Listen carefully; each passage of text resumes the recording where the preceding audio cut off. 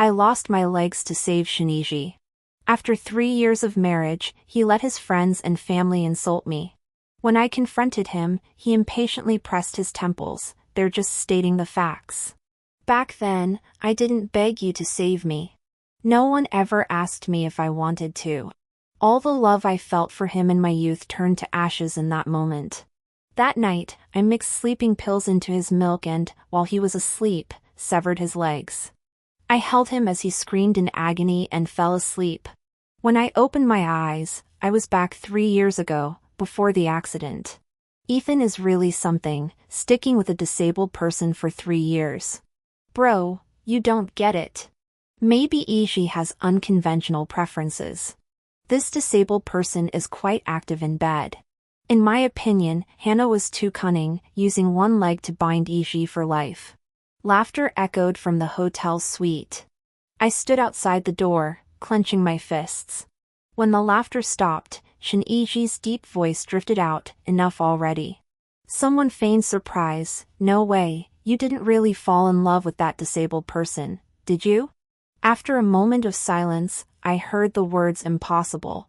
What I mean is, I don't have unconventional preferences. Having to face a person with a disability every day is annoying. If it weren't for 3 years ago. Sister-in-law, why are you here? The door to the private room opened, and everyone's gaze turned to me, teasing, sympathetic, but not surprised. Shin-Iji looked flustered and guilty for a moment. He walked toward me with a reproachful tone. Don't you know what's going on? What are you doing here? I sat in my wheelchair, staring at him, and silently raised my phone. You told me to come. An hour earlier, Shin-Iji had sent me a text message saying he was drunk and needed me to pick him up. Shin-Iji pushed me into the private room, closed his eyes, and sighed. Are you all happy now? The man who had just mocked me raised his hand with a smile. Sorry, sister-in-law. We were just joking around, wanting to see how much you care about Iji.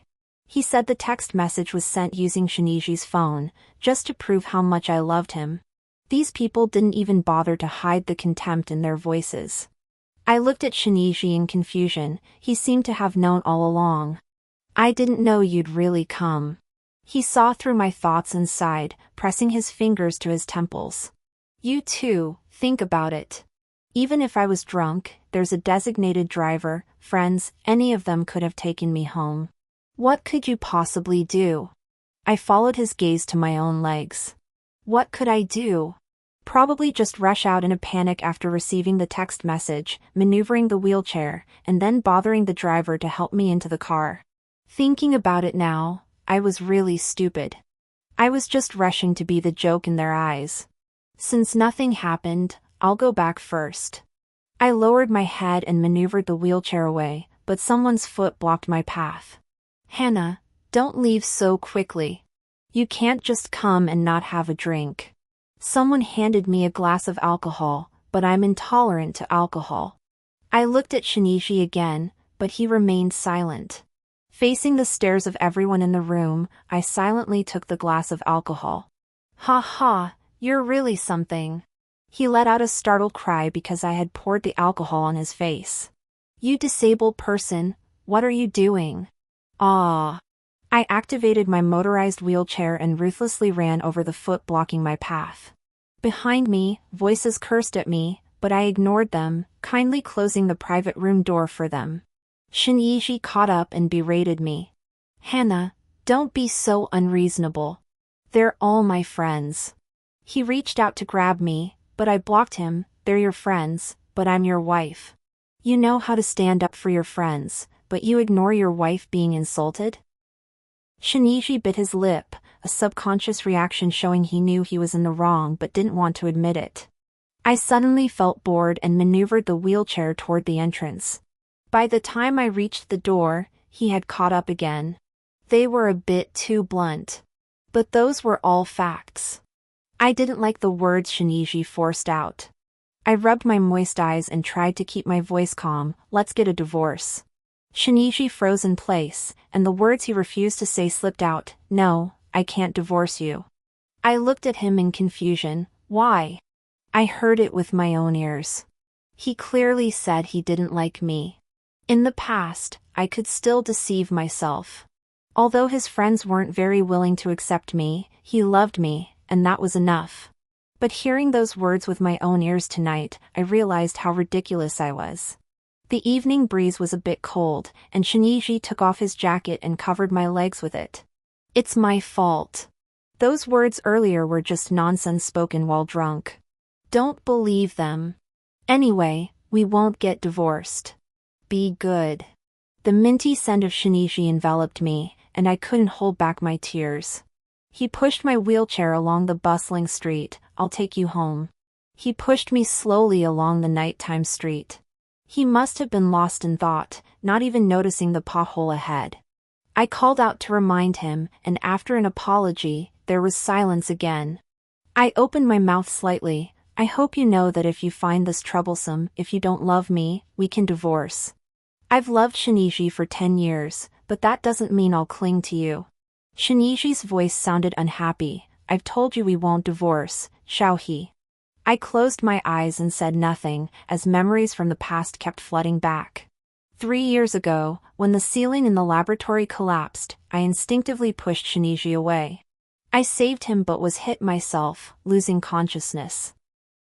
That day, I had planned to confess my feelings to him as a way to give an answer to my 7-year-long crush. When I woke up from the coma, the first thing I saw was Shinji's bloodshot eyes. Hannah, are you trying to die? Who told you to meddle in other people's business? I opened my mouth but found my voice hoarse. I wanted to tell him it was okay, because I loved him and wanted to repay the Shin family's kindness. My parents passed away when I was very young, and without the Shin family's help over the years, I fear I would have lived a miserable life. I tried to get out of bed to pour myself a glass of water, only to realize my legs had lost all sensation. Shinji's eyes filled with guilt.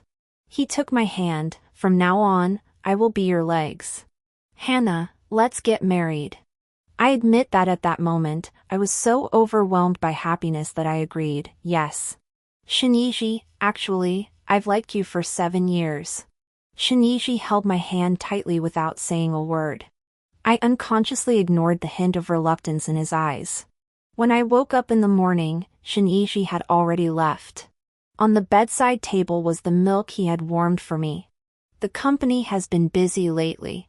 Don't wait up for me to eat dinner. I took a sip of the milk.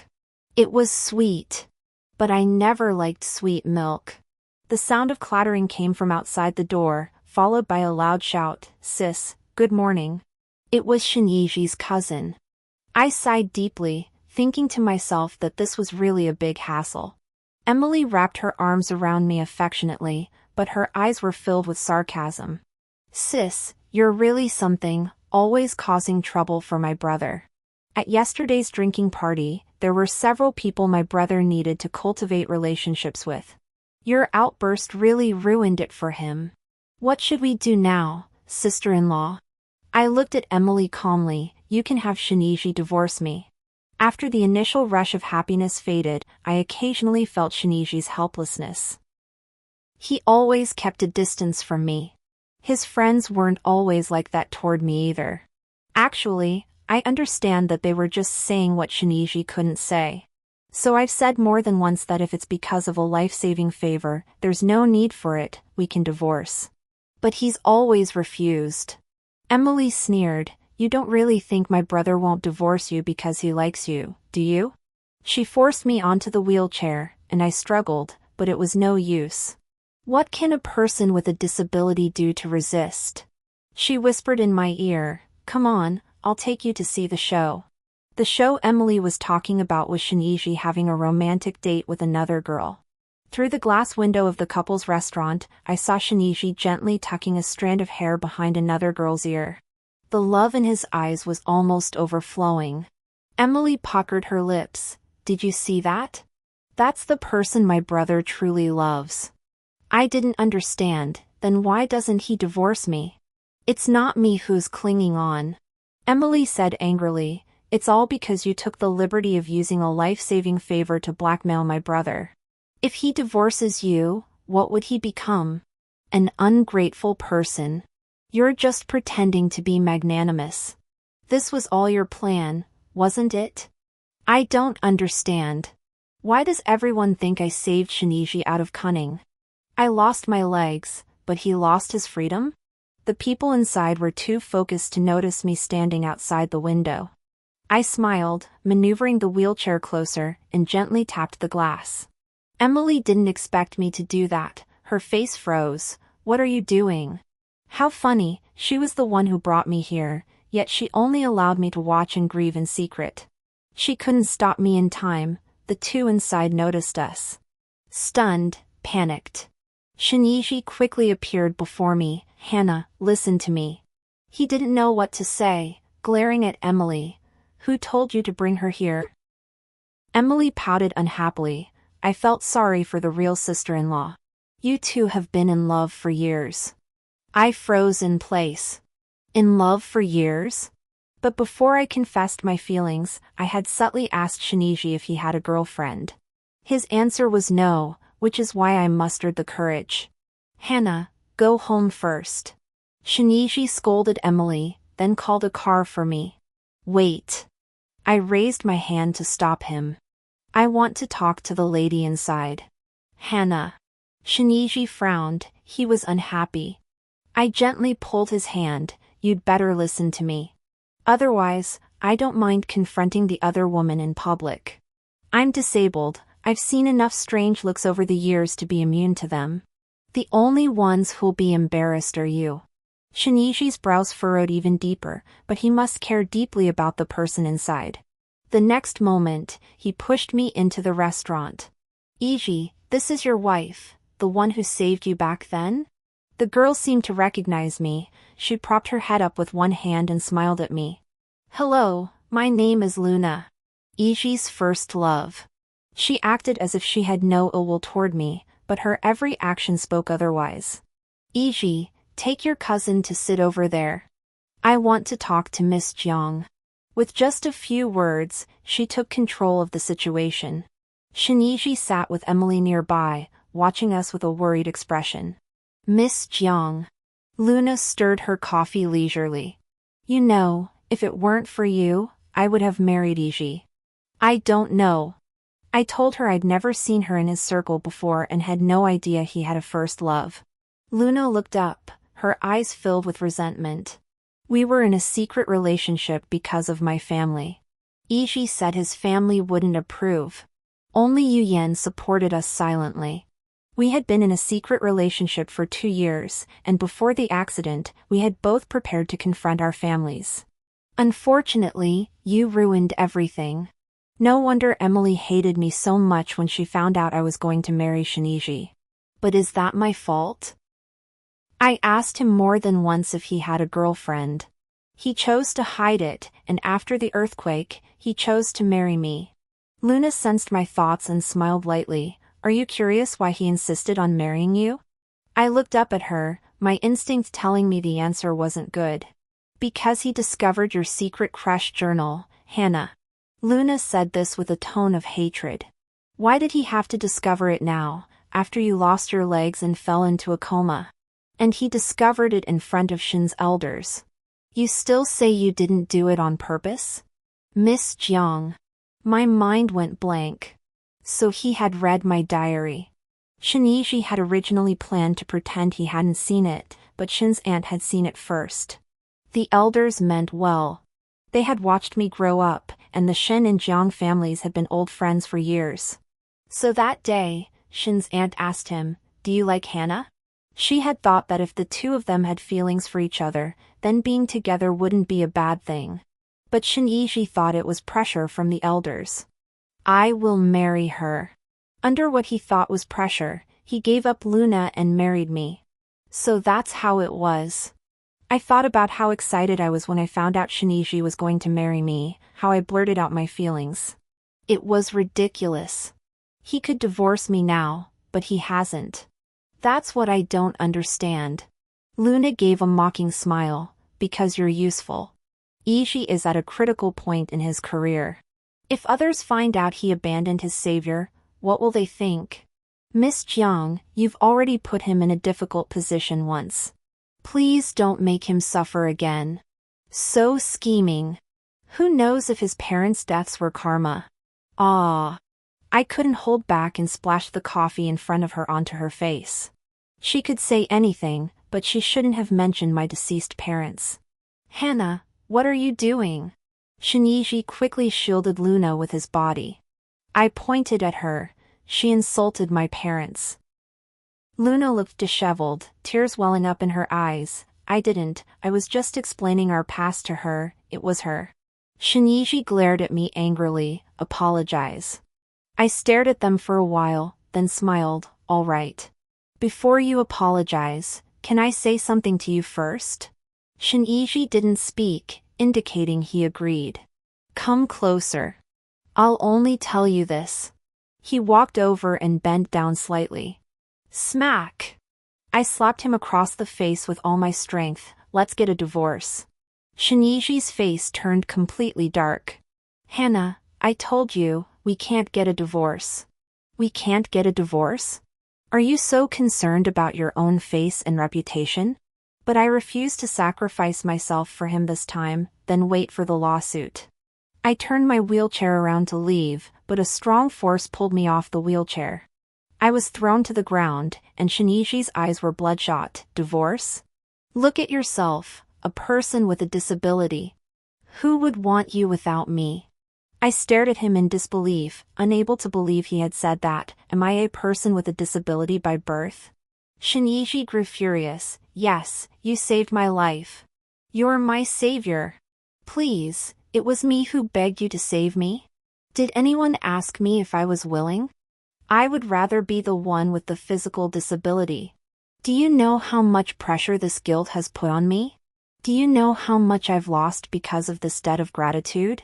He poured out the pressure he felt from owing me his life. I wish you hadn't saved me. I stared at him blankly as a faint odor wafted toward me. Under the immense humiliation, I lost control of my bladder. Shinji quickly picked me up and placed me back in the wheelchair. Look at yourself. What can you do without me? He looked at me with disgust and covered me with his own jacket.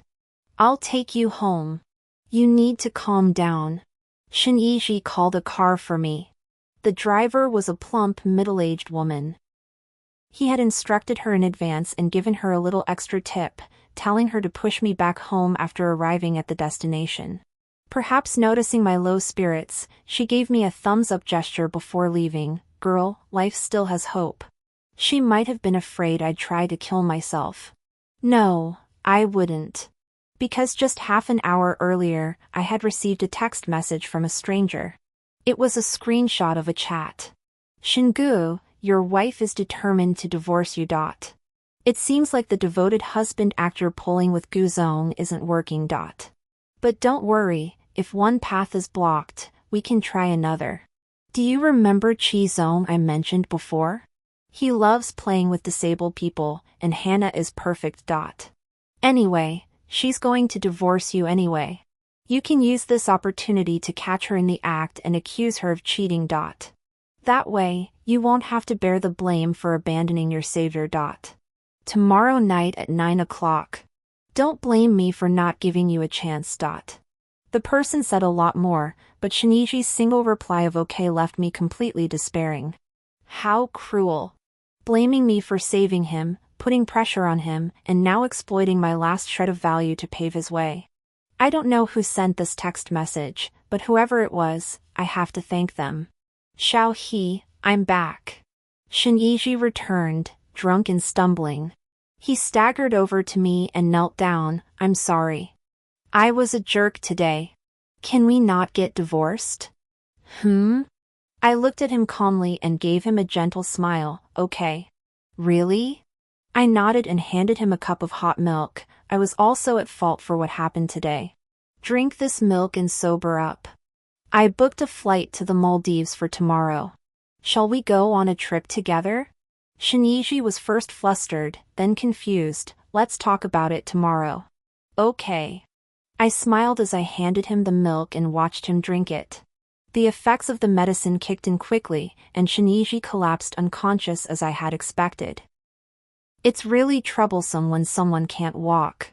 It took me 2 whole hours to cut off Shiniji's legs. He woke up in the middle of it, screaming wildly, forcing me to stop and stuff a towel in his mouth. He shook his head wildly. I hurried to reassure him, "It's okay, I won't kill you. All I want are your 2 legs. You don't care about them anyway, so just give them back to me." He made muffled sounds, probably begging for mercy. I stuck the chat log on his face, and he finally fell silent, left with only pain and despair. As dawn broke, I finally cut off his 2 legs, the knife dull from repeated use. Shiniji fainted several times and woke up again. After I finished, I took the towel out of his mouth, and he was barely breathing. Jiang. Forget it, I stuffed it back in. I didn't want to listen. I realized too late. My life was ruined the moment I lost my legs. Since he wanted to destroy me completely, I had to destroy him first. I lit some coal in the room and fell asleep holding him as he sobbed. It's for the best. At the moment of realization, I took a monster with a heart of a beast off this world. I didn't expect to open my eyes again. The numbness in my legs made me open my eyes wide in shock. I had been reborn, back to before the accident. I jumped up suddenly, startling everyone else in the lab. Are you okay? I stared at my legs and replied half-heartedly. I had returned to my 2nd year of graduate school. Back then, I had chosen the same major as Shiniji to be closer to him, even going so far as to join the same group as him. But that accident had forced me to give up my studies. Feeling the strength in my legs, I trembled with excitement. It was 1:27 p.m. on May 8th, and there were only 10 minutes left before the ceiling began to collapse. Back then, I had risked my life to push Shiniji out of the way, only to be crushed under the ceiling myself. Hannah, are you okay? A pair of large hands touched my forehead. It was Shiniji. Do you have a fever? Should I call in for you? I instinctively avoided his hands, and there was a hint of hurt in his eyes. Our unusual behavior caught the attention of others. Hey, are you two having a fight? Usually, I'm always chasing after Shiniji, and he neither accepts nor rejects me, so everyone jokingly calls us the little couple. No, he has a girlfriend. I have nothing to do with him. I hurriedly denied it, thinking that getting involved with Shiniji would bring me nothing but bad luck. Seeing how quickly I refused and mentioned his secret girlfriend, Shiniji paused for a moment. He lowered his voice. Hannah, is there some misunderstanding between us? I looked at him and suddenly realized what was strange about our relationship. Shiniji has a girlfriend right now, yet he's still ambiguous with me. Even now that I've made it clear, he refuses to admit it. Does he want a thrilling relationship but doesn't want to give up the good things I do for him? So the person I once liked was trash from the start. Watch out! A startled cry interrupted my thoughts. The ceiling began to peel away just like in my previous life, and Shiniji was standing right in the center of it. And I was just standing at the edge of the peeling ceiling. In my previous life, I pushed Shiniji away without caring about myself. In this life, I quickly ran away from the dangerous place. Xiao He? Shiniji called out to me in disbelief. The next second, the ceiling collapsed, and Shiniji fainted after a scream. Out of morality, I still called 120 for Shiniji. The doctor said Shiniji's legs were paralyzed, and he would have to spend the rest of his life in a wheelchair. I struggled to suppress a laugh. Hannah, why didn't you save me? Shiniji woke up, his voice hoarse and trembling with tears, as if I were a heartless person. You could have pushed me away. I tilted my head. Shiniji, stop pretending. I know you came back too. Before we got married, Shiniji had never called me Xiaohe, and just now he asked me why I didn't save him. Exposed, Shiniji's face turned red. He had wanted to stand on the moral high ground to gain the upper hand and make me feel guilty. I sat down beside him and gently patted his leg. Shiniji, your legs are paralyzed. Do you remember what you told me in your previous life? Didn't I beg you to save me? Did anyone ask me if I was willing? I would rather be physically impaired myself. I smiled at him. You didn't want to, did you? Now congratulations, you got your wish. You don't have to feel guilty because of me. You've only lost your legs, but you're honest and open.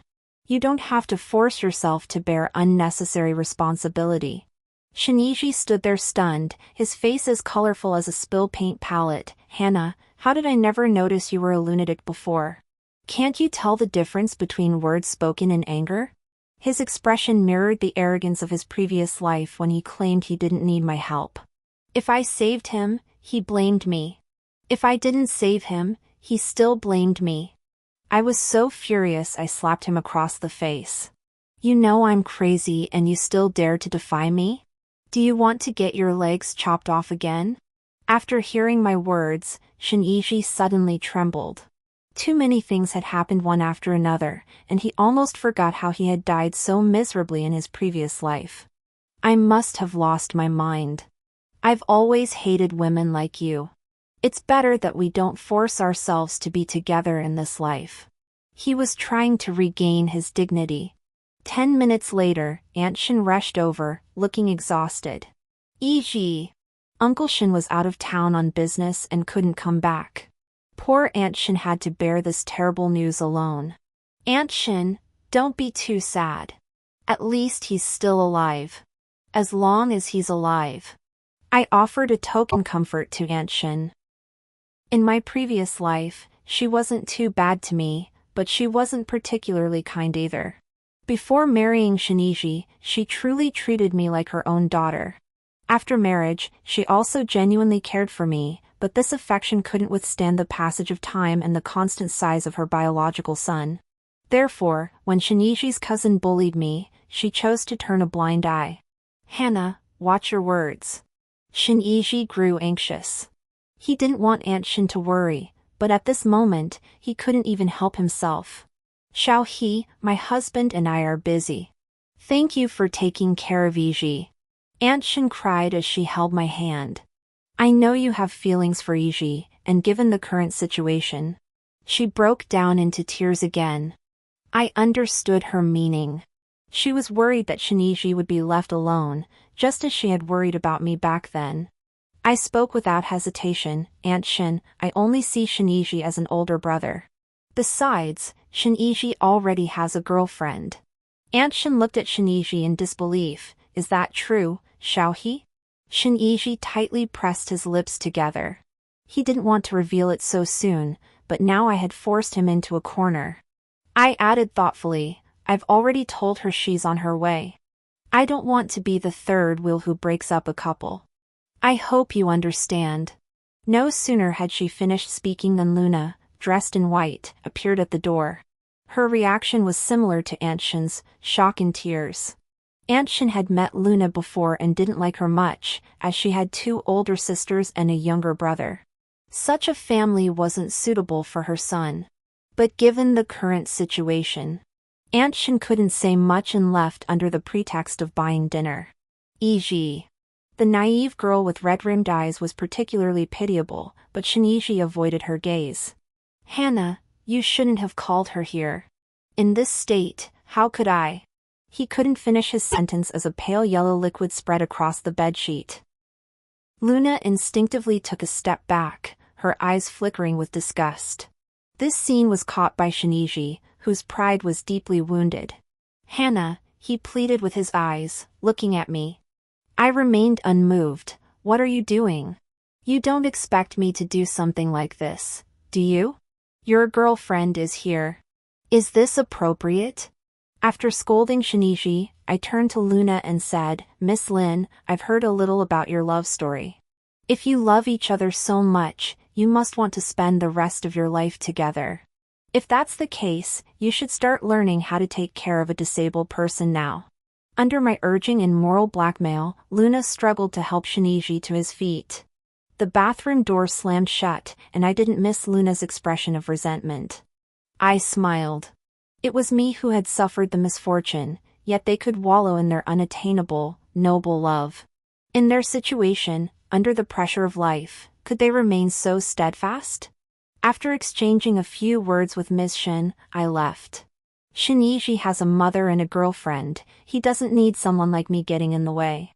I went about my life as usual, attending classes. I could walk freely, run freely. The long-lost sense of freedom captivated me. I heard that Shinichi wasn't giving up and was doing rehabilitation exercises every day, but unfortunately, there was no improvement. Aunt Shin contacted me every few days, her words filled with dissatisfaction toward Luna. It was nothing more than her inability to take care of Shinichi, unlike me who was more attentive. Shinichi also wanted to find me, but unfortunately, I had blocked all his contact information. It wasn't until 3 months later, when I was having dinner with my classmates from the same group, that I happened to run into Shinichi and his group. Luna pushed Shinichi toward us, and both of their expressions were grim. Luna was busy scolding Shinichi and didn't notice my presence. "You're physically impaired, what are you doing here? Are you trying to embarrass yourself?" The contempt in her voice was a stark contrast to the gentle manner Shinichi had shown before. It's no wonder Luna was so angry. I had secretly investigated and found out that Shinichi's so-called romantic love was nothing more than Luna's carefully planned scheme. Luna came from a dysfunctional family and hoped to find a wealthy man with low intelligence to help her change her fate. Shinichi appeared at the perfect time, but unfortunately, I had already intervened in his previous life. As for this life, Shinichi, who was being scolded, turned red. "If I hadn't come, how would I know what you and your friends were saying about me?" Luna sneered. "They said you're physically impaired and a useless man? Were they wrong? Look at yourself, you can't even use the restroom without my help. What else can you do? If it weren't for wanting to escape that family, who would want to be with a physically impaired man like you?" Shinichi trembled all over. What did you say?" Luna ignored his murderous glare. "If I'd known taking care of a physically impaired person was so troublesome, I should have chosen a different target." Shinichi roared, "Divorce. Let's do it before the wedding." It turns out they've already registered their marriage. It seems Shin Auntie knows her son's condition and won't let him be picky anymore. Luna heard this and punched him twice without mercy. "Divorce? Do you think I don't want to? Taking care of you for 3 months has almost made me sick. If it weren't for your damn mother, do you think I'd want to marry you?" The naive girl's true, ruthless nature was revealed after she took off her mask. But someone like her is a perfect match for Shinichi. I couldn't help but laugh out loud, and the two finally noticed me. Luna saw me coming and quickly dumped Shinichi like a hot potato. "You're just in time. Take your brother away." Back when Shinichi and Luna were secretly dating, he always claimed I was his sister. Luna gave Shinichi a cold glance. "I'm going back to the party. Don't cause any more trouble for me." Luna walked away without looking back, leaving Shinichi and me staring at each other. What he's going through now is exactly what I went through back then. "Shinichi, do you remember what your friends said about me back then?" Shinichi turned his head away, his body trembling slightly. "I'm sorry. I didn't know." I cut him off. "You know everything. It's just that it didn't happen to you, so you don't care. All right, don't be upset. To be honest, Luna isn't that bad to you. She just insulted you a bit, but she didn't give you to an older man with unconventional preferences, did she?" I was just trying to comfort him, but his face grew paler and paler. "It's not like that, Xiao He. Let me explain. I didn't mean to hurt you. I've already made arrangements. I've had sedative incense lit in the room beforehand. He'll pass out before he can touch you, and the next day we'll just pretend." He explained excitedly, until he saw my icy, piercing gaze. Actually, I had already started to fall for you." Slap. I slapped him as hard as I could. Feeling that one slap wasn't enough, I slapped him several more times. "Hannah!" Shinichi was furious, but he couldn't fight back. I held back my anger. "How dare you mention love? You gave me to another man, that's love? You let your friends insult me, that's love? You're cheating on me, that's love? You don't love me. You just realized you're physically impaired, and your white moonlight no longer loves you. All you want is someone who'll love you with all their heart. Do you even deserve love? After that day, Shinichi never came looking for me again. My life became increasingly carefree. Occasionally, someone would mention Shinichi to me, saying how badly he was doing. I heard that Luna treated Shinichi fairly well in front of Shin's aunt, but behind her back, she either hit or scolded him. I wonder what's wrong with Shinichi. He's being bullied like this and doesn't say a word. I guess he must really love Luna. Emily called me a few times, talking to me like we were close sisters. That Luna, I used to think she was kind and gentle, but who knew her heart was so dark? Hannah, wouldn't it be better if you had married your cousin instead? I smiled. Don't say that. Shinichi and I are siblings. Emily rolled her eyes on the phone. We're not even blood siblings. Auntie just raised you for a few years and didn't even put you on the household registration. Hannah, why don't you go and steal the wedding? It's on the 10th of next month. Hearing her say that, my eyelids twitched. In a daze, I recalled that before I married Shinichi, Emily hadn't been that hostile toward me. After I married Shinichi, she suddenly changed like a different person and grew closer to Luna. Now that Luna is the one married to Shinichi, could it be that? I asked casually, Yen, you don't like. Before I could finish, she denied it repeatedly on the phone. How could I? I could never like my cousin. After a moment of silence, Emily stammered, all right, there is a little, but he's my cousin, so it's definitely impossible. So I want to find a good sister-in-law for my cousin. Hannah, are you really not considering my brother? I smiled and brushed it off, quickly saving the recording. I'll come. Emily let out an excited cheer. A month later, I arrived at the wedding venue. When I arrived at the wedding venue, Shinichi was being pushed out by Luna to greet the guests. Shinichi must have felt humiliated, gritting his teeth. Did you really have to make me come with you? Luna slapped him on the back of the head. Stop talking nonsense, or I'll tear your mouth apart. I never expected their relationship had deteriorated this much. If they could even get married, it was all thanks to Shin Auntie's deliberate plan to torment Luna. When Shinichi was still able-bodied, she would never have allowed someone like Luna, from such a humble background, to get close to her son. But now that Shinichi is physically impaired, families of equal social standing naturally wouldn't want to marry their daughter to him. Shin Auntie had originally intended for me to be her daughter-in-law, but after Shinichi became determined to be with Luna a few months ago, she had no face left to ask me to take him off her hands. Since Luna's family is so money-hungry, Aunt Shin decided to give them 30,000 yuan outright to buy Luna. After receiving the money, the family happily handed over Luna's household registration book. At first, Luna was only doing it for the money and was willing to go through the motions of taking care of Shinichi. But after being deceived into marriage, she realized she had been bought by the Shin family, and Aunt Shin wouldn't give her a single extra penny. Divorce? Forget about it. Isn't this supposed to be a love that moves heaven and earth? Then lock it up. Shinichi saw me. He looked at me from afar, his gaze fixed on my legs, revealing his longing. Shin Auntie never showed up. She was openly humiliating Luna. But I don't understand, has the Shin family also given up on Shinichi? Emily, sitting at the relatives' table, saw me and quietly gave me an okay sign. This was her plan. During the wedding ceremony, she would reveal all the little moments between me and Shinichi over the years. As she put it, Shinichi still has feelings for me, and he'll definitely regret it, maybe even call off the wedding in front of everyone. This way, not only would the wedding be ruined, but Luna would be humiliated to the max. However, she deliberately didn't mention that this would also put me in an awkward position. Her plans were too obvious, so I had to quietly adjust them a bit. Hey, isn't that Shinichi's little sidekick? A familiar voice. I turned around to see his brother, the one who had humiliated me back when he was by Shinichi's side. Look at that look in your eyes. You're still obsessed with the physically impaired, aren't you? You don't have any unconventional preferences, do you? His words were flippant, showing no respect for either me or Shinichi. Kevin!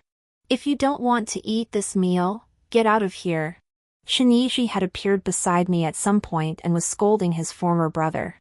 Kevin looked down on us with disdain. You still think you're someone important? Look at you, physically impaired. How pitiful. Let me tell you, your father has already taken your 12-year-old brother back home. I was surprised to learn that the Shin family had an illegitimate child. It seemed that Shinichi had been abandoned by his uncle, and as for his aunt, well, never mind. Kevin, get out of here. Shinichi was on the verge of losing his temper, but unfortunately, he couldn't get up to beat him. Kevin was ordered to leave by Shinichi, but he sat down casually instead. Get out! What are you doing, Shinichi?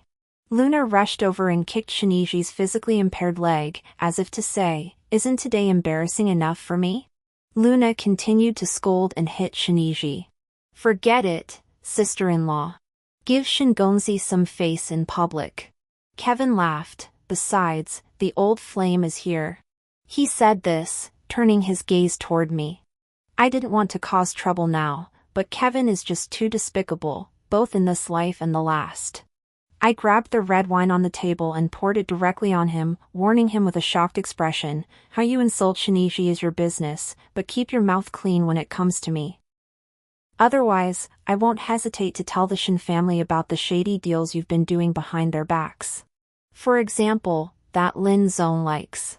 In his previous life, Kevin loved introducing all kinds of girls to CEOs with perverted hobbies. That Lin Zone was the person he arranged for Shinichi.